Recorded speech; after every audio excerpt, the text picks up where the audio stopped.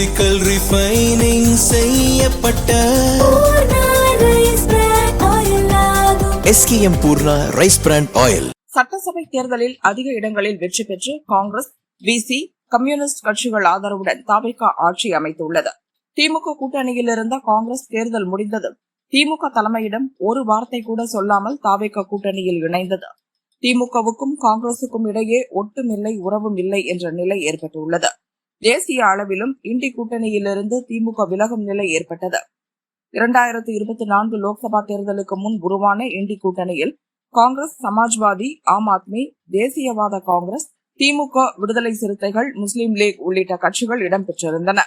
வட மாநிலங்களில் நடந்த சட்டசபை தேர்தல்களில் இண்டி கூட்டணியில் இடம்பெற்ற திமுகவின் சனாதன எதிர்ப்பால் காங்கிரஸ் படுதோல்வியை சந்தித்தது.